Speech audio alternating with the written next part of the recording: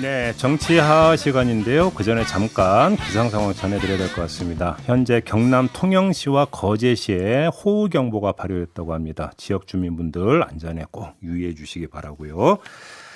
자, 하태경 국민의힘 의원과 함께하겠습니다. 어서 오세요, 의원님. 예, 안녕하세요.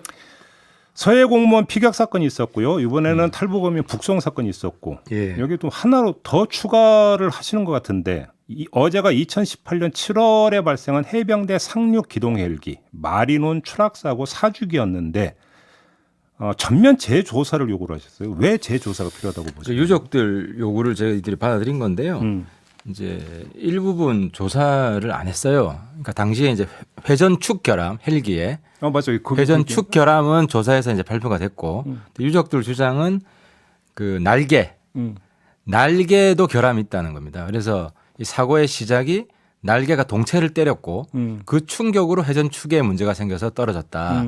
이건데 이제 날개를 카이가 만들었거든요. 그 회전축은 영국 회사가 만들었고 그래서 카이한테 면죄부 주려고 날개가 동체를 때린 그 전에도 날개 사고가 있었고. 카이한테 왜 근데 면죄부를 줘요? 카이가 뭐 이제 사장님이 그 민정수석을 하셨고. 김조원 민정수석. 또 그 필리핀에 수출하기로 돼 있었어요. 카이 제품이 그 헬기가. 그러다 보니까 이제 결함이 없다고 해야 수출에 유리하니까 계약이 돼 있었거든요. 그러면 그런 식으로 조사 결과를 내지 축소 은폐했다 이런 의혹입니까? 뭐 어쨌든 조사해야 될 부분은 안 했다는 거죠. 유족들 주장은. 그래서 저희들이 유족들 주장에 합리성이 있다고 해서 재조사하자고 했고. 근데 이제 더 좀 특이한 이제 사건이 있는데 이 마리노 헬기 사고가 난 거잖아요. 근데 작년 국군의 날 행사 때 청와대에서 초청장을 보냈어요. 마리논 유족들한테. 대통령이 마리논 헬기를 타고 도착하니까 좀 영접을 해달라. 그래서 유족들이 마리논 사고 난 유족들한테 마리논 타고 내리는 거 어떻게 영접해달라고 하느냐. 그래서 굉장히 좀 그런 일이 있었어요? 예, 큰 상처를 받았다. 그래서 유족들이 거의 거부했을 거예요. 그래서 이 행사 안 갔는데 이런 일도 있었고 또 하나가 이제 박재우 병장 유족이 있어요. 그 가장 그 부한대 거기 재산 압류하겠다는 최고장을 보냈다. 왜요? 이게 이제 왜 그러냐면 보상금이 과다 지급됐어요. 900만 원. 그 보훈처 실수로. 그러면 설명하면 될 거를 이거를 뭐 큰 돈도 아닌데 바로 압류하겠다는 최고장이 와가지고 이런 일이 있었습니다. 그러면 지금 그 당 차원에서 일단 그 조사 작업에 나서기로 한 겁니까? 어떻게 되는 겁니까? 일단 뭐 수사 요청을 했으니까요. 수사 요청으로 접수되는 걸 보고요. 알겠습니다. 그리고 지금 한창 뜨겁게 지금 공방이 오가고 있는 게 탈북어민 북송 사건이잖아요. 예. 정의용 그 당시 청와대 안보실장이 어제 입장문을 내놨습니다. 그렇죠. 그 입장문에서 역시 이제 줄기는 두 가지인데요. 첫째, 귀순 의사를 밝히긴 했다. 그 귀순 의향서를 쓰기는 했지만 귀순 의사의 진정성이 없다고 판단했다고 지금 밝혔는데 이건 어떻게 평가하십니까? 그러니까 이게 이제 정의용 의장이 이제 왜 국민들한테 숨기면서 몰래 보내려고 했냐. 떳떳한 북송이면 여기에 대한 답변을 안 하셨고 또 제가 이 보고를 좀 받았거든요. 제가 이제 정보위 당시가 아니라 한 몇 달 전에 몇 달 전에 얼마 전에 이제 지금 우리 당 TF 만들어지기 전에 보고를 받았는데 이 어제 입장문을 보면서 그게 수사할 때 자기 본인의 진술문이 될 거 아닙니까? 그렇겠죠. 그죠. 그래서 나는 속았다라는 강변을 하고 계시다. 왜 그렇게 어떻게 그렇게 왜냐하면은 제가 보고받은 팩트 내용이랑 너무 달라요. 예를 들면 예를 들어서 귀순 의사를 안 밝혔다고 그랬잖아요. 그 이제 나포 직후에 그리고 동해항으로 이제 입항을 하면서도 다 밝혔어요. 그러니까 나포 직후에도 나포 당시에도 밝혔다. 나포 당시에도 이제 워딩이 그대로 이제 제가 이제 들은 건데 북한에 살기 어려서 내려왔다. 라고 했고 또 동해안 입항할 때도 재차 귀순 의사를 밝히고 또 지금 팩트랑 틀린 게 처음에 밀어내기 하려고 그랬어요. 그러니까 민주당에서는 납포하려고 하는데 저항해서 계속 그 도망갔다고 했는데 그게 아니라 밀어내기 퇴거하려고 해서 이 그러면 사람들은 이틀 동안 이제 그 동해 NLL 상에서 그러니까 숨바꼭질 비슷하게 계속 진행이 됐던 그러니까 숨바꼭질 원인이 나포의 저항이 어선은 아니라 내려오려고 했는데 우리 그렇죠. 해경이 그러니까 내려오지 못하게 막았다 이 말씀이죠. 밀어내게 하려고. 왜냐하면 그 직전에 목선 사건이 있었어요. 박한기 합참의장 주저도 있었는데 왜 퇴거 안 시키고 납포했냐라고 엄청나게 이제 얻어맞아가지고 합참이 이때는 이제 퇴거 원칙을 적용을 했는데 계속 내려오려고 하니까 이제 결국은 경고 사격을 하고 납포를 한 거죠. 그래요? 그러니까 바로 여기서 그럼 또 갈리는 건데 나포는 나포예요. 예. 그런데 문제는 그럼 지금 의원님 말씀은 나포댐과 동시에 그 어민 2명이 귀순 의사를 명백히 밝혔다. 그러니까 그냥 의향서 한번 쓴 정도가 아니라는 거네요. 그러면 그렇죠. 정리를 하면. 예. 그다음에 또 한 가지가 이제 자꾸 살인마라고 하잖아요. 그럼 살인마라는 입증을 해야 국민들한테 설득력이 있을 거 아닙니까? 그러면 증거가 그 목선에 다 있었어요.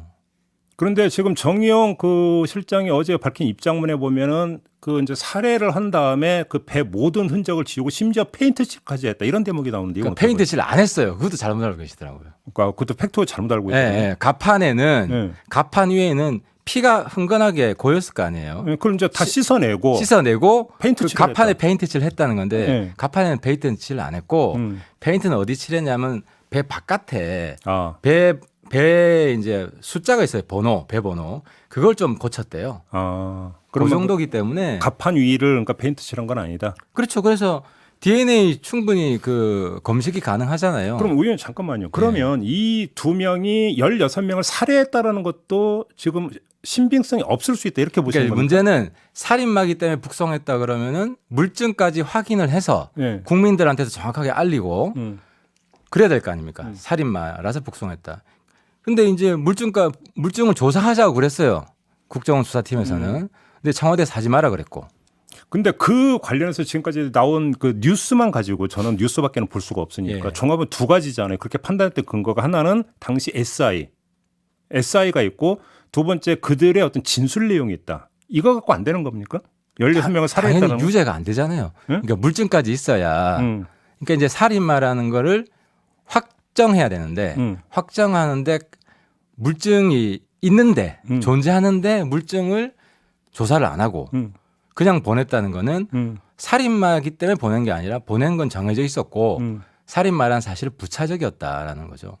그렇게 봐야 된다. 오히려 거꾸로 그 16명을 살해한 거는 뭐 흔들릴 수 없는 사실이기 때문에 더 이상 뭐 물증을 찾고 말고 할 이유도 그런데 없다. 한국에서 왜 무죄가 된다 그래요? 흔들릴 수 없는 사실이면 팩트면 한국에서 유죄되지. 지금 민주당이 주장하는 거는 한국에서 재판 받으면은 무죄 받고 길거리에 활 먹고 다닌다. 흔들릴 수 없는 사실이면 왜 무죄 된다고 진짜. 자기 모순이다. 자기 모순이죠. 이렇게 보시는 거고요. 그러니까 충분히 만약에 살인마가 사실이면 DNA 확보할 수 있었고 CSI에 다 기법이 나와요. 그게 루미놀 반응이래요. 그 혈흔 반응, 그건 저도 알아요. 알죠. 그러니까 드라마 많이 봤어요. 혈흔하면 DNA도 나온다니까. 그럼 16명 나오겠죠.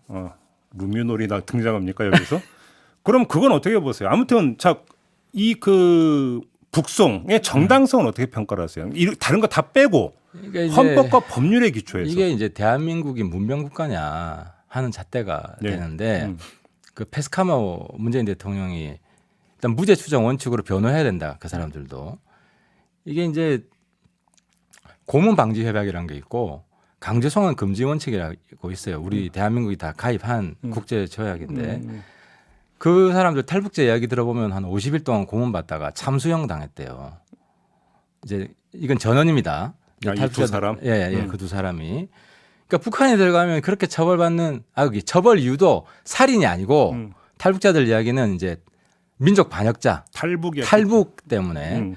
근데 그런 게 비일비재했고 북한은 상습적으로 고문, 총살, 참수, 화형 이렇게 하는 나라인데 이 보내면 안 되는 거거든요. 만약에 한국에 두기 어려우면 제3국으로 추방을 하든지 이런 조치를 취했어야지. 그런데 민주당에서는 그 이전 박근혜 정부나 이명박 정부에서 북송 사례가 많이 있다. 이 점을 강조하는데 이건 어떻게 보나요? 자진월부.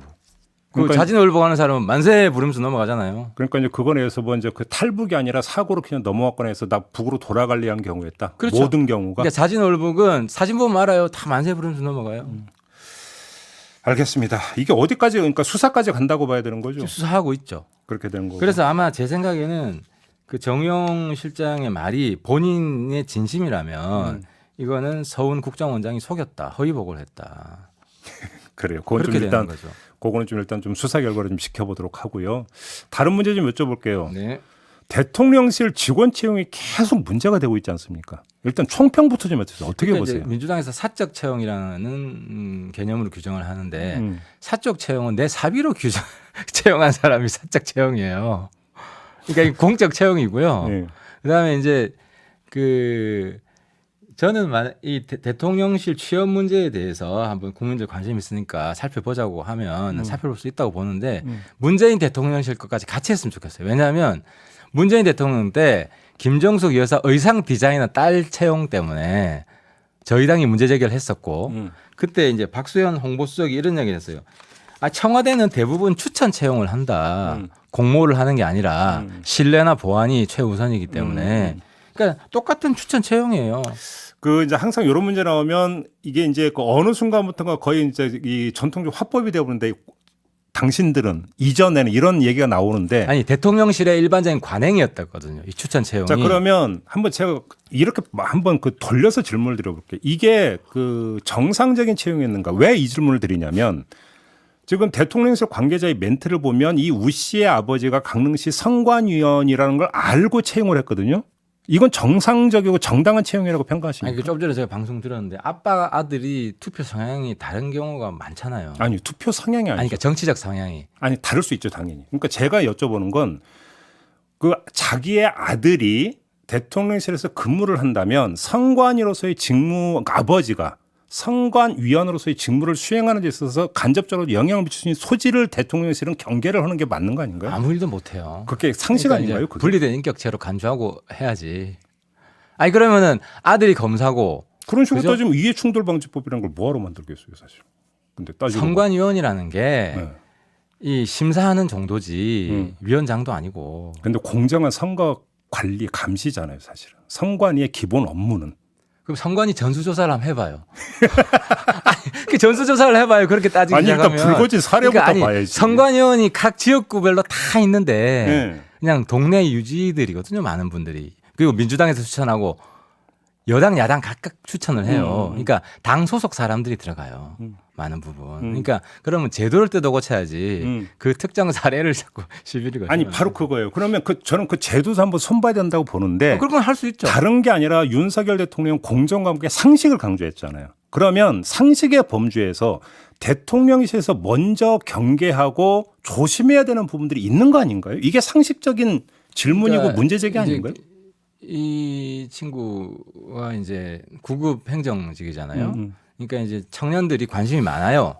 네, 이미 그 커뮤니티 이런 데서 뭐 네, 패러디도 관심이 많이 많아요. 나온다고 하더라고요. 그래서 대통령실 제일 중요한 거는 대통령실 채용의 여태 관행 대부분 추천 채용이었어요. 공모가 아니고 그 제도를 계속 유지하는 게 좋은지 한번 살펴보는 건 저는 의미가 있다고 봐요.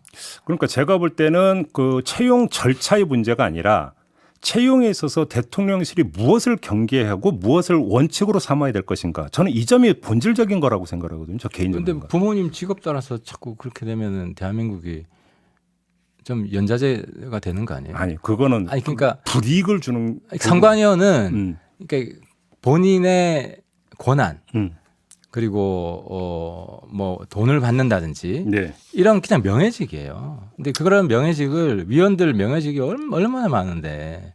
그래요. 예. 그건 좀 그러면 하면 전수조사를 그러면 하고. 거꾸로 그러면 대통령실 말고 주체를 권성동 그 원내대표는 권성동 원내대표 지역구의 선관위원 아들을 추천한 건 그러니까 상식에 부합하는 거라고 보시면 일 잘했으니까 추천했겠죠. 그래요? 캠프에서. 예. 근데 해당 지역구 의원이 해당 지역구 선관위원 자제를 추천한다라고 하는 것은 일반인들의 감상과 상식에서는 그렇게 꼭 부합되는 것 같지는 않은데. 그러니까 이제 민주당과 정당이 선관위원을 추천하는 이 제도를 한번 뭐 재검토해보자 하면은 저는 뭐 수긍할 수 있다고 보는데. 근데 이 아버지 서로 같은 견제하기 때문에 정당 추천이 아니라 선관위 추천이었어요. 그리고 자체 추천이에요. 네. 그럼 더더욱 문제가 없네요. 왜 도덕 선관위 문제가 자체 있어요? 추천인데. 알겠고요. 그러니까 투표 행위 실제로 개봉하고 이거는 다 해요. 투표원들이 다 하고 마지막 결과 숫자만 보는 거거든요. 알겠습니다. 마지막으로 짧게 원구성 예. 그냥 행안위하고 그냥 과방위 두 개 화끈하게 양보하면 안 돼요? 국민의힘에서는? 법사위도 양보하죠 그럼. 아니 법사위 이제 그런 민주당 식으로 따지면. 아니 민주당 법사위까지? 그러니까 다 양보하면 되지. 근데 지금 아니 민주당 법사위 양보하자. 민주당은 우리는 그러니까 법사위 양보하잖아요. 이렇게 얘기하잖아요. 그러니까 이제 행안위가 경찰 권한이 커져가지고 굉장히 이제 중요한 상임위가 됐고 예. 그리고 방송이 제가 이제 김종배 시선집중 나와 보니까 제가 이제 옛날에 가졌던 선입견이 조금씩 줄어들고 있는데 어떤 선입견? 굉장히 불공정하다는? 편파적인 방송이다 하는 생각이 그게 줄어들고 좀 있다고? 그건 좋은 있어요. 말씀이시네. 줄어들고 있는데 이제 네. 방송에 있어서 언론에 있어서 음. 굉장히 편파적이라는 그런 평가가 많이 있었고 때문에 이제 민주당이 방송위원장을 하게 되면 그런 불공정 방송 관행이 계속 유지되는 거 아니냐 이런 이제 문제 제기가 근데 있는 그건 사실 거죠. 그러니까 한 말씀만 드리고 마무리할게요. 근데 그거를 어떤 시민 사용에 그냥 맡기고 정치권은 차라리 개입 안 하는 게 궁극적으로 더 맞는 거 아니에요, 사실은? 이게 MBC하고 KBS 문제인데요. 그래서 저는 KBS 수신료 내지 말자. 알겠습니다. 그래서 그냥 민영으로 가고. 이 얘기가 더 퍼지니까 여기서 끊고 나중에 이 얘기는 다시 한번 하시죠. 네, 예, 예. 이렇게 마무리할게요, 의원님. 예, 예. 네, 하태경 의원과 함께했습니다.